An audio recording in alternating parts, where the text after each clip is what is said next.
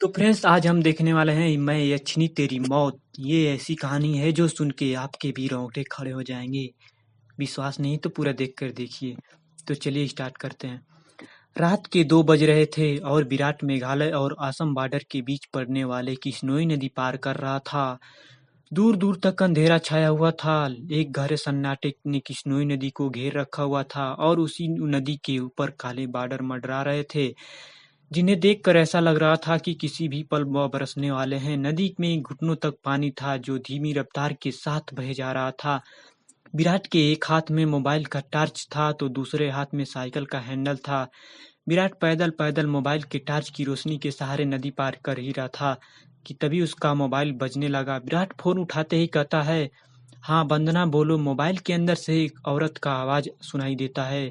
कहाँ तक पहुँचे आप जी? किश्नोई नदी पार कर रहा हूँ वंदना, बस ये किश्नोई नदी पार करी और फिर मैं सीधे तुम्हारे पास। किश्नोई नदी का नाम सुनते ही वंदना घबराते हुए कहती है, क्या? कहाँ किश्नोई नदी पार कर रहे हो आप? और नहीं तो क्या, अब तुम्हें तो पता ही है कि बंगला मोड़ा से गांव से रौगना गांव जाने का मात्र यही एक रास्ता है और वो भी नदी पार करके ही जाना पड़ता है। आपको इतनी रात में वापस नहीं आना चाहिए था, ग्रेवयार्ड कोठी में ही रुक जाना चाहिए था।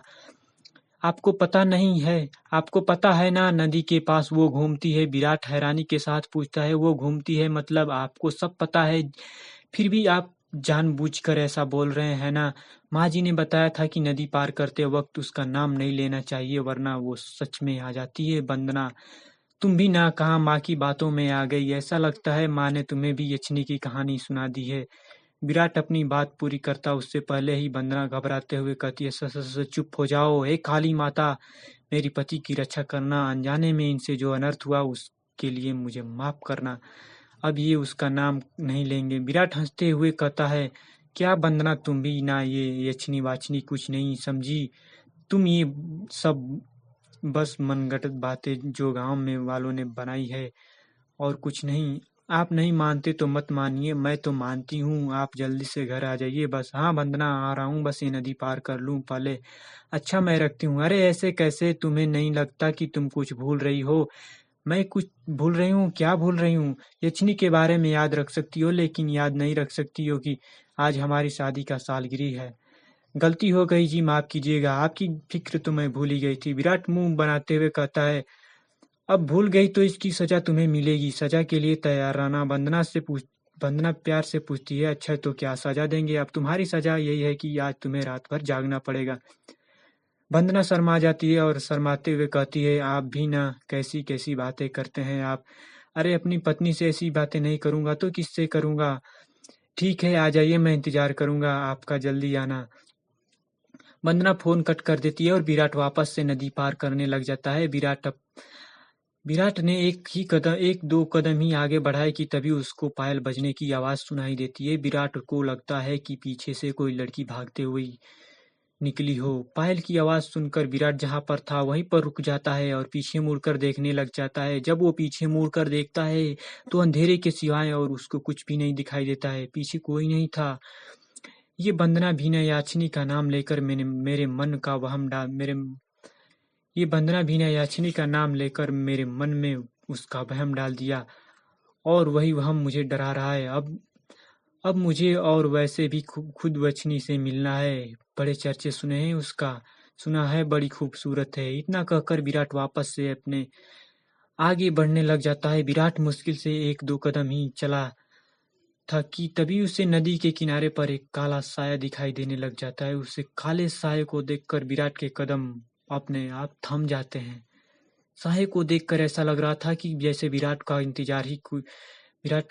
का ही कोई इंतजार कर रहा था। काले साये के पास पायल बजने की आवाज और चमेली के फूल की खूबसूरत खुशबू आ रही थी। विराट के हाथ पैर कप कपाने लग गए थे। विराट डरते हुए कहता है, कहीं वंदना की बात तो सच नहीं थी, ये यक्षिणी तो नहीं। विराट उस साये को देखकर इतना डर गया था कि उसका पूरा चेहरा पसीने से लथपथ हो गया था। विराट के हाथ पैर ठंडे पड़ गए थे। उसका दिल जोरों से धड़कने लग गया था। उसके समझ में नहीं आ रहा था वो क्या करे। विराट डरते हुए कहता है, कौन है वहां पर? कोई जवाब नहीं आता। सन्नाटा भी अभी भी छाया हुआ था। विराट अपने मोबाइल का टार्च उस काले साए पर मारने लग जाता है। जब उस टार्च की रोशनी उस काले साए पर पड़ती है तो विराट देखता है कि साया और किसी का नहीं बल्कि एक लड़की का था। नदी के किनारे पर एक बहुत खूबसूरत लड़की खड़ी हुई थी, जिसकी उम्र करीब 24 साल, लंबाई 5 फीट 2 इंच थी। उसकी लंबी सी गर्दन, गुलाबी से होठ, बाल खुले हुए थे जो उसके कमर तक आते थे। उसका गोरा बदन और उसकी गोरे बदन पर उसने काली साड़ी पहन रखी थी। वो लड़की किसी अप्सरा से कम नहीं लग रही थी। वह इतनी खूबसूरत थी कि कोई भी मर्द उसका रूप देखकर अपनी हदों को भूलकर उसकी बाहों में मदहोश होना चाहे। वो लड़की अपने हाथ से विराट को इशारा करते हुए अपने पास बुलाती है।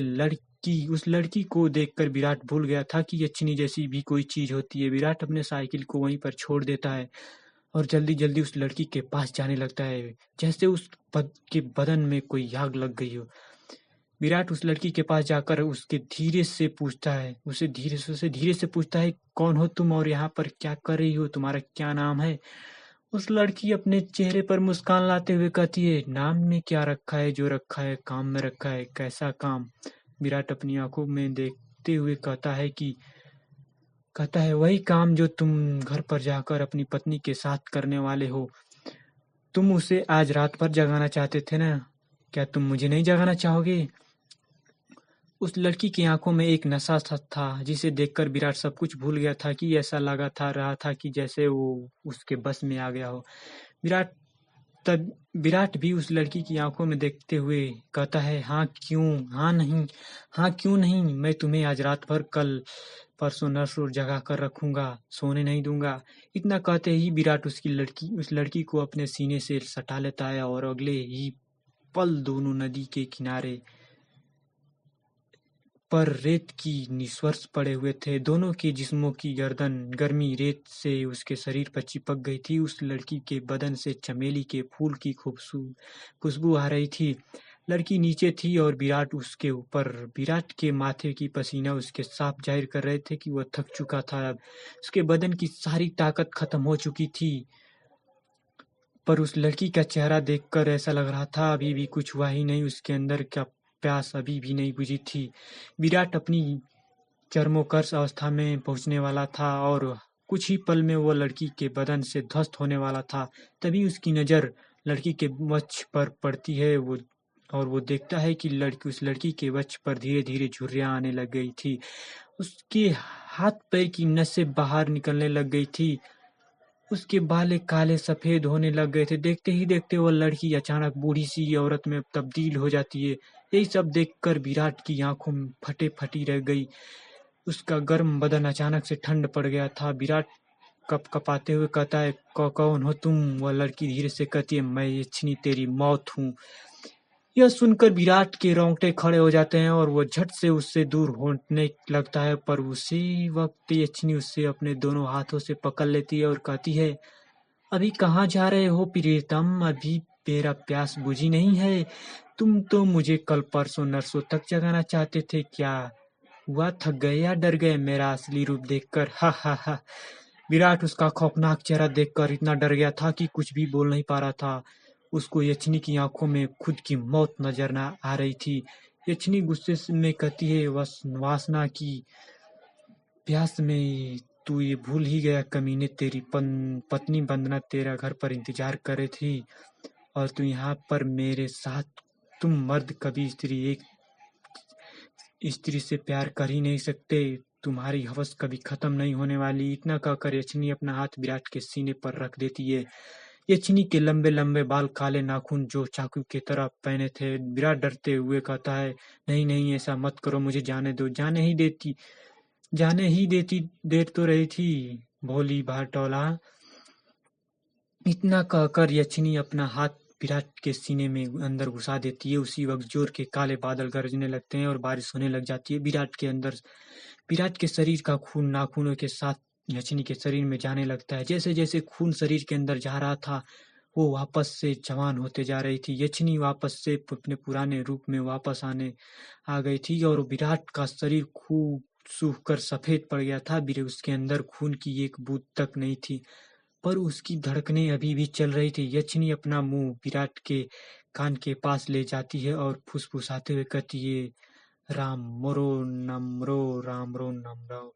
इतना कहकर वह यक्षिणी अपना खून से सना हुआ हाथ विराट के सीने पर रखकर निकालने लग जाती है। जैसे ही यक्षिणी अपना हाथ विराट के सीने में बाहर निकालती, विराट अपना दम तोड़ देता है, क्योंकि यक्षिणी के हाथ में विराट का दिल था जो सिकुड़ चुका था। अगले ही पल यक्षिणी विराट का दिल लेकर गायब हो जाती है, ठीक उसी तरह जिस तरह बारिश की बूंदें होती है। टाइपराइटर